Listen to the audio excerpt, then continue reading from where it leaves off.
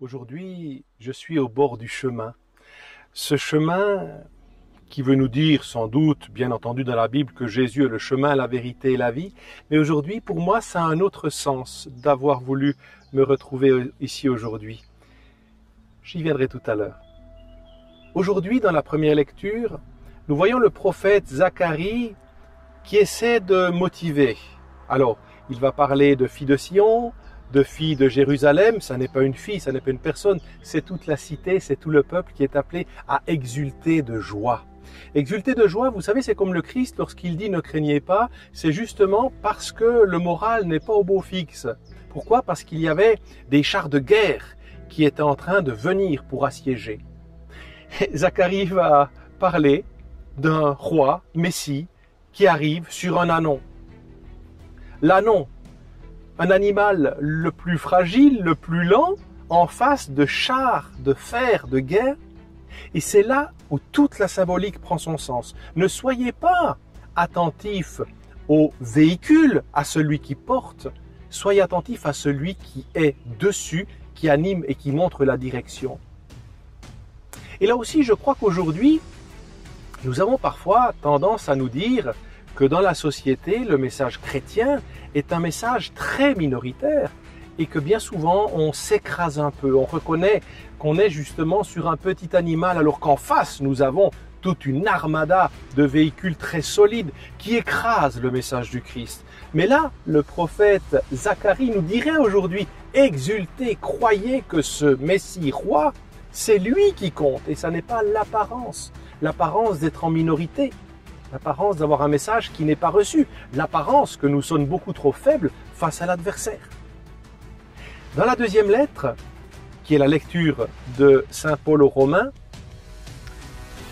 il faut comprendre une chose. On va nous parler dans cette lecture qu'il y a l'ordre de la chair et l'ordre de l'esprit. Il serait faux de croire qu'automatiquement la chair s'oppose à l'esprit. Il faut plutôt comprendre derrière l'idée de Saint Paul qui dit soit vous suivez la voie d'un accomplissement purement humain où la chair va s'accomplir en totalité, ou soit vous suivez un chemin divin. Et c'est là le chemin de l'esprit, le chemin de l'âme. Mais ils ne sont pas à opposer, ils sont à unifier. Et d'ailleurs, si le Christ est venu homme et Dieu et qu'il s'est incarné, c'est parce qu'il pensait justement devoir racheter et unifier la chair et l'esprit. Et pour nous, c'est un enseignement qui est très important comme baptisé parce que nous avons tout reçu en germe par les dons de l'Esprit Saint à notre baptême, mais tout est à faire fructifier, j'oserais même dire, tout est à labourer dans notre cœur et dans notre esprit pour que nous choisissions toujours la voie de la sainteté, en accueillant ce que nous sommes dans notre corps, mais en laissant le corps être élevé, être purifié par l'Esprit, par la voie de l'Esprit Saint. Et puis, il y a notre évangile, où c'est à nouveau une perle d'évangile. Vous me direz bien sûr, comme pratiquement tous les évangiles. Mais aujourd'hui, on va nous parler de deux images. Il y a tout d'abord l'image du joug, et il y a l'image de ce qui est révélé, non pas aux savants et aux sages, mais aux plus petits. Et là aussi, voyez, ce qui est important aujourd'hui, c'est de nous dire que le message de Dieu parle à celui qui se reconnaît comme demandeur, comme faible. Jésus va expliciter également cet orgueil parfois de vouloir porter son fardeau. Combien de fois nous disons dans notre vie, nous portons des fardeaux? Ce fardeau est lourd, alors que son joug est léger à porter. Et le joug, vous savez, tous les agriculteurs connaissent cette grande pièce de bois qui est un attelage pour deux bœufs. Et en général, ces deux bœufs qui vont avancer de concert vont labourer le terrain. Et en labourant ce terrain, c'est toujours le bœuf le plus fort qui va imprimer le mouvement et la direction à tout l'attelage. Et là aussi, le joug est fait pour être porté à deux. Le fardeau, on le porte tout seul. Donc autant le déposer. Et d'ailleurs, Jésus nous le dit, dépose au pied de moi ce fardeau. Mais porte avec moi le joug. Ce qui veut dire unis ta vie à moi. Unis ta vie à la mienne. Et son joug est léger à porter. Ce qui veut dire que là aussi, de toute façon, c'est celui qui est le plus fort qui imprime le mouvement et qui porte le plus. celui qui est le plus fort, bien entendu, c'est Jésus, le Christ, notre Messie.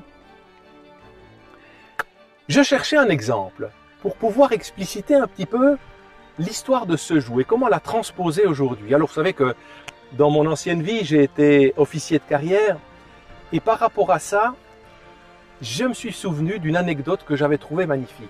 Dans les écoles d'officiers, il y a parfois, des fois, en tout cas à cette époque-là, des esprits un petit peu élitistes.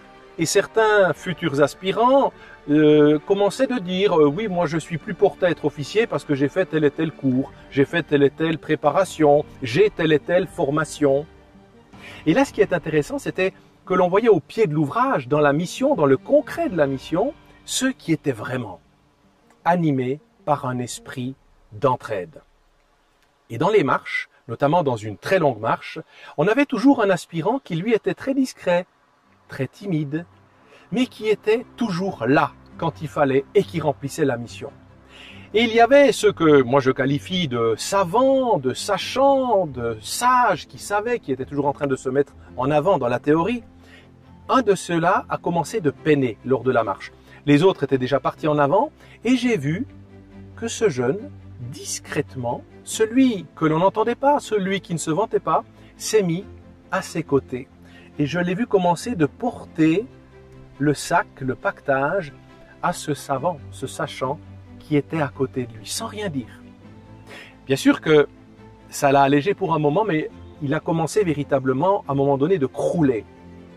Et ce jeune avait l'habitude de prendre, non pas le savant, mais celui qui était simple, de prendre un bois, un bâton. Et il marchait toujours avec ce bâton lors des marches.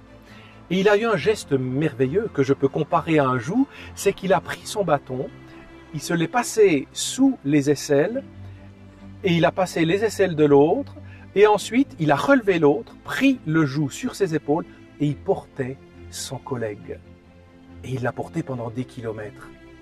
Quelle magnifique histoire et image du joug de celui qui est le plus fort, qui porte le plus faible. Et à ce moment-là, les rôles se sont inversés. C'était celui qui paraissait le plus faible, le moins préparé, qui portait celui qui, dans théorie, portait toute la connaissance et le savoir. À la fin de cette marche, je me suis rapproché de ce jeune et je lui ai dit, écoutez, vous avez là posé un geste magnifique. Il m'a répondu tout simplement, vous savez mon major, chez nous, nous avons reçu une éducation chrétienne et on ne laisse jamais un frère sur le bord de la route. Il n'a pas dit on ne laisse pas un collègue, on ne laisse jamais un frère sur le bord de la route. Tous les savants, tous les sachants ont fini leur école d'officier tout comme lui, mais c'est le seul, lui, qui s'est vu remettre la médaille du bon camarade. Que celui qui a des oreilles entende. Bon dimanche et à dimanche prochain. Au revoir.